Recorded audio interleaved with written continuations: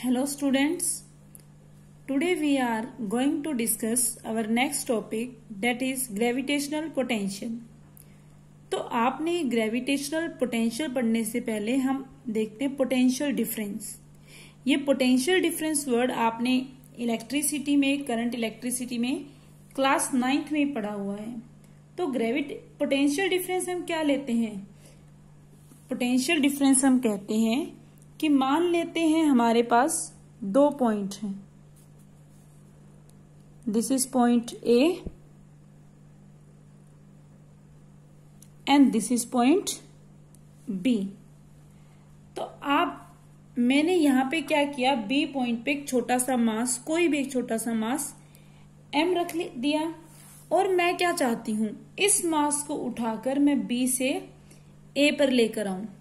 मैं क्या चाहती हूं कि इस मास को उठाकर मैं बी से ए पर लेकर आऊं।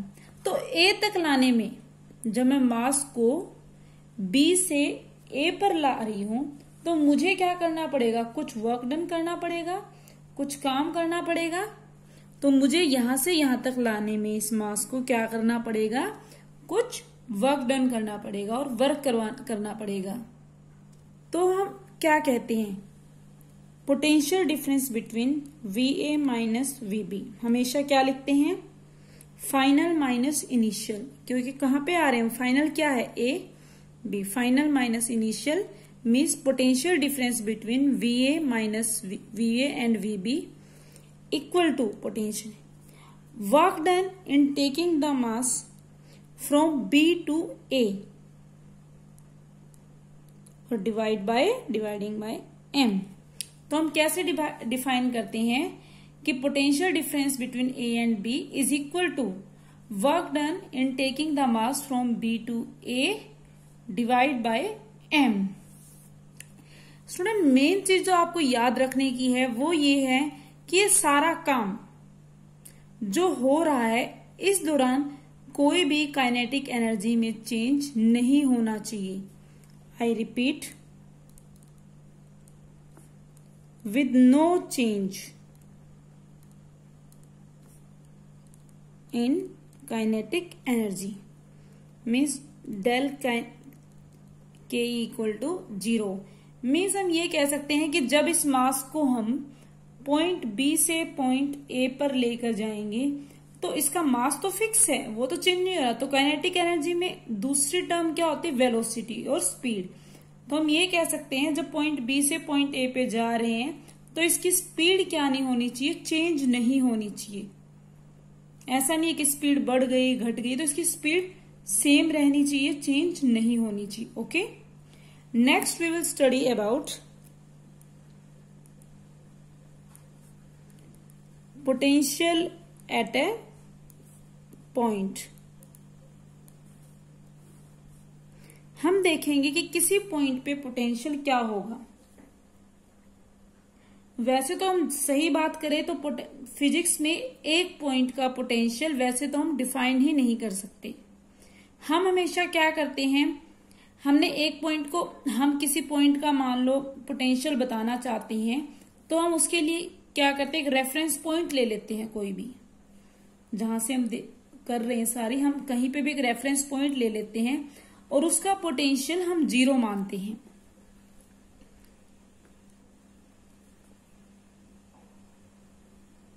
क्या ले लेते हैं, एक रेफरेंस पॉइंट ले लेते कहीं पे, वो इन्फिनिटी पे लेते हैं, मेनली इन्फिनिटी पे, और उसका पोटेंशियल हम क्या मानते हैं, इक्वल टू 0।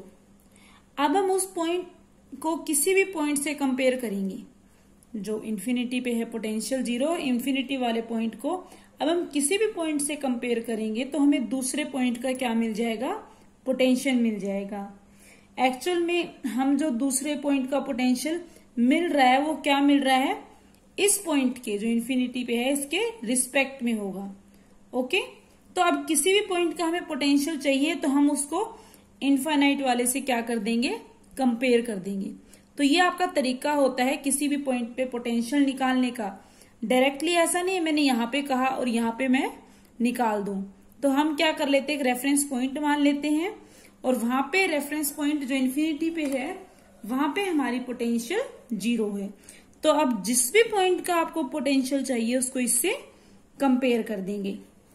तो हमने फिर से 2 पॉइंट ले लिए ए एंड बी। यहां पर कोई मास है m, हमें इसको b से a पर लेके जाना है। और b पॉइंट आपका कहां पे है? इन्फिनिटी पे। जब b पॉइंट इन्फिनाइट पे है तो हम कैसे लिखते थे potential? Potential between a and, यहाँ b क्या है? इन्फिनाइट पे है, means final minus initial, equal to work done in taking the mass from b to a। b की जगह यहाँ क्या? इन्फिनाइट पे, इन्फिनाइट से a तक ले जाने में अपॉन मास। अब आपको पता है इन्फिनाइट पे पोटेंशियल क्या है? 0। तो हमारे पास क्या होगा? Potential at a equal to work done in taking the mass from infinite to a divided by mass. तो ये हमारे पास आ गया पोटेंशियल एट ए पॉइंट। किसी भी पॉइंट पर अगर हमें पोटेंशियल निकालना है। नेक्स्ट अगर मैं इसकी एसआई यूनिट की बात करूं तो इसकी एसआई यूनिट क्या हो जाएगी? वर्क की जूल और मास की केजी। तो इसकी एसआई यूनिट क्या होगी? जूल पर केजी। अगर हम इसके डायमेंशनल फॉर्मूला की बात करते हैं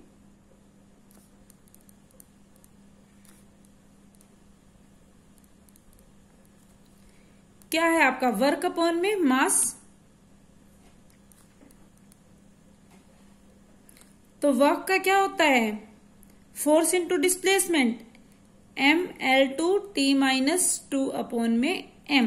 तो इसको सोल्व करेंगे, हमारे पास डायमेंशन फॉर्मूला आ जाएगा ग्रेविटेशनल पोटेंशियल का m0L2T-2। ओके,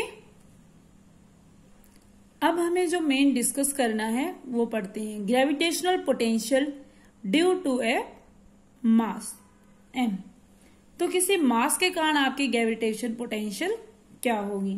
हमने कोई भी एक पॉइंट ले लिया, पॉइंट P, और हमने देखा इसके आसपास कोई भी मास नहीं है। तो अब हम इस मास को जो इन्फिनिटी पे है, मास m को पॉइंट P पर लाना चाहते हैं। हमने ये सपोज कर लिया यहाँ फ्रिक्शन, एयर रेजिस्टेंस कुछ भी नहीं है।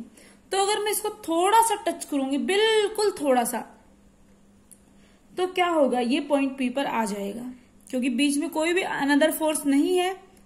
तो वर्क डन हम एक तरह से मान सकते हैं 0। हमने जो टच किया है, मान लो कितना, बिल्कुल इतनी फोर्स लगाई है, 0.00001 इंटू 10, इतनी कम लगाई हमने। तो इतनी कम वर्क डन भी एक तरह से 0 ही होगा। थोड़ा सा टच करते ही ये कहाँ पहुंच गया? पॉइंट P पे। तो इस पॉइंट पर जो इसका पोटेंशियल होगा वो क्या होगा? 0 होगा, क्योंकि P के आसपास क्या है? कोई भी मास नहीं है। बट अगर मैं ये करूं कि यहां पर कोई हैवी मास रखा है, कैपिटल M, और एट अ डिस्टेंस पे पॉइंट P है, और मुझे फिर से कोई मास इन्फिनिटी से कहां पर लाना है? पॉइंट P पर। तो इस केस इन्फिनिटी से कहां लाना है? पॉइंट P पर। तो आपको पता है यूनिवर्स में अगर कोई भी 2 मास हैं वो एक दूसरे को अट्रैक्ट करेंगे। अट्रैक्ट करेंगे तो यहाँ पे क्या लगेगा? इस मास पे ये अट्रैक्ट करेगा इसको। तो यहाँ पे ग्रेविटेशनल फोर्स लगेगा Fg equal to GMM capital upon में जो भी है इसका r²। तो अब हम क्या होगा? हम देखेंगे कि जब इसे फोर्स लग रहा है इस मास के कारण, जो बहुत ही हैवी मास है, हमने माना कि ये मान लो कि अर्थ की तरह इतना बड़ा है, और ये मान लिया जैसे हम हैं ह्यूमन बॉडीज, इतना छोटा मास है। तो क्या आएगा? ये फोर्स ऑब्जर्व करेगा, और उस फोर्स के कारण इसकी स्पीड क्या है? जब इस तरफ जाएगा लगातार बढ़ती जाएगी। बट हमने ऊपर जब फॉर्मूला देखा, जब हमने लिखा था कि no change in kinetic energy, में स्पीड चेंज नहीं होनी चाहिए। बट यहां तो स्पीड क्या होगी? जैसे जैसे पास जाएगा ज्यादा फोर्स ऑब्जर्व करेगा, और इसकी स्पीड ऑटोमेटिकली इंक्रीज होगी। तो अब हम चाहते हैं कि इसकी स्पीड ना बढ़े, तो इसलिए हम क्या करेंगे? अपोजिट डायरेक्शन में भी एक फोर्स लगाएंगे, एक्सटर्नल फोर्स। तो जब अपोजिट डायरेक्शन में एक फोर्स लगाएंगे तब क्या होगा? यहाँ पे कोई वर्क डन हो रहा है, डिस्प्लेसमेंट हो रही है, फोर्स भी लग रहा है अपोजिट डायरेक्शन में, तो वर्क डन हो रहा है, तो हमें यहाँ पे पोटेंशियल मिलेगी कोई किसी पॉइंट पे, किस पे, पी पे, और वो पोटेंशियल हमारी क्या होगी, GM अपॉन में R। एक चीज बताना भूल गई, ग्रेविटेशनल पोटेंशियल क्या है, एक स्केलर क्वांटिटी। तो ये हमारा क्या आ गई, potential at point P due to इस मास के कारण, mass M at a distance R। अब हम इसको ड्राइव करते हैं। तो डेरिवेशन के लिए सबसे पहली बात तो ये याद रखना, जो ग्रेविटेशनल पोटेंशियल होती है वो हमेशा क्या आती है, आपकी नेगेटिव आती है। ओके, हम डेरिवेशन की बात करते हैं। हमने माना कोई हैवी मास है M। अभी तक हम क्या बात कर रहे थे कि इन्फिनिटी से पॉइंट P पर लेके जा रहे थे, हम पोटेंशियल देख रहे थे। अब ड्राइव करने के लिए मैं इसका अपोजिट मान लेती हूं कि मैं किसी मास को, वैसे तो वो भी लेंगे तब भी आ जाएगा, लेकिन मैंने अपोजिट मान लिया कि M से कहां लेके जा रही हूं, इन्फिनाइट पे लेके जा रही हूं। जा सकते हैं यहां से यहां लेके जा रही हूं। वैसे ग्रेविटेशनल फोर्स एक कंजर्वेटिव फोर्स है, तो मीन्स एक राउंड ट्रिप में कंजर्वेटिव फोर्स है, तो कितना वर्क डन होगा, 0 होगा।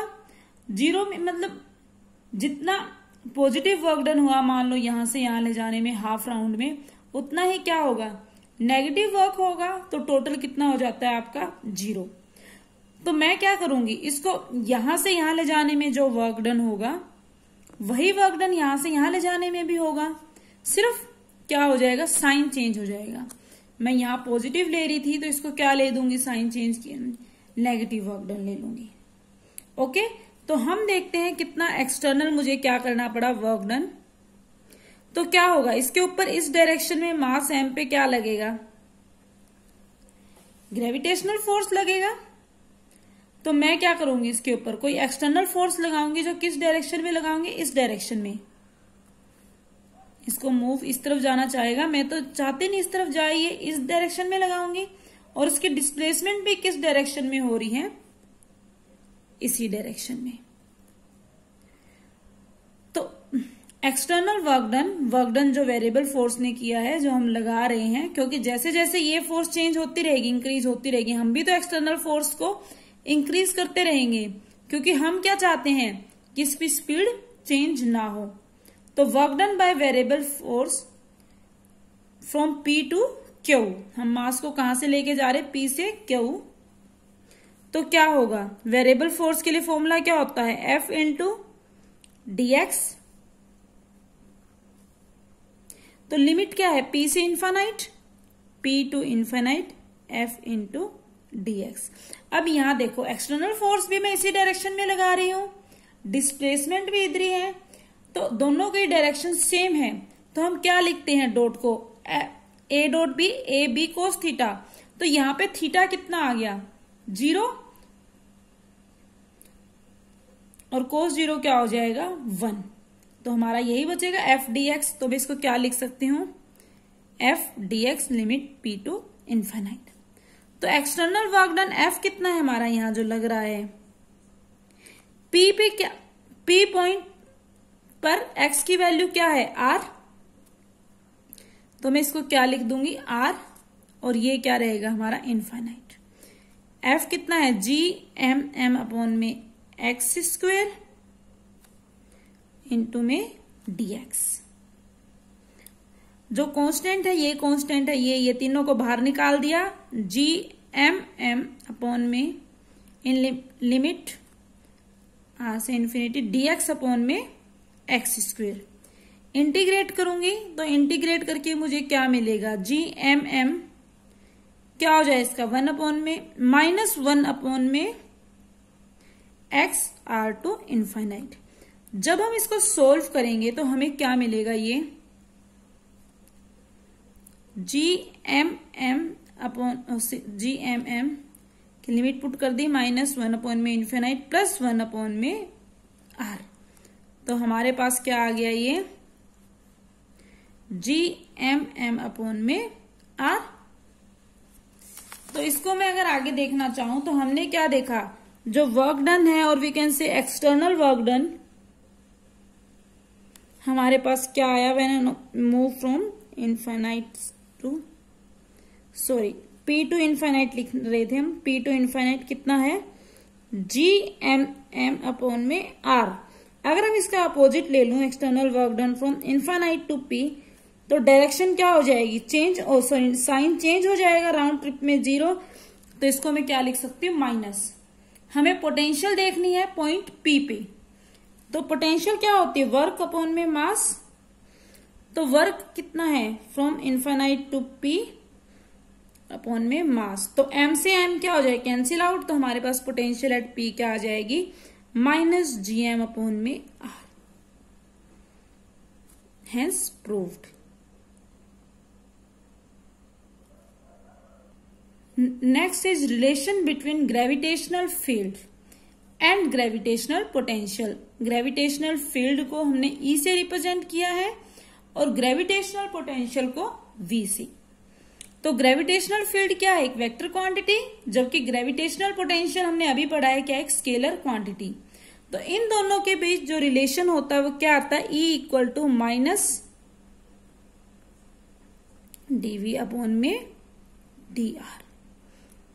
आर क्या है, पोजीशन वेक्टर। अगर मैं सिंपली किसी एक के लिए लिखना चाहती हूँ, E x in x direction क्या होगा, partial differentiation of potential with respect to, partial differentiation of potential with respect to x. अगर मैं वाई के लिए लिखना चाहती हूँ, partial differentiation of potential with respect to y. And similarly अगर जेड की लिखना चाहती हूँ तो क्या आ जाएगा, तो potential x y z direction में नहीं होता, क्योंकि पोटेंशियल क्या है, स्केलर क्वांटिटी है। ये चीज आप याद रखोगे। तो इस पे बेस्ड न्यूमेरिकल्स आपके पेपर में आते हैं कि आपको V फाइंड करना है, मीन्स ग्रेविटेशनल पोटेंशियल निकालना है with the help of formula, और ग्रेविटेशनल फील्ड निकालनी है। ओके स्टूडेंट्स, ओके, आप जितने भी बुक में को न्यूमेरिकल्स दिए हुए इन फॉर्मूला बेस्ड वो ट्राई करोगे, और कल हम हमारा नया टॉपिक स्टार्ट करेंगे। ओके।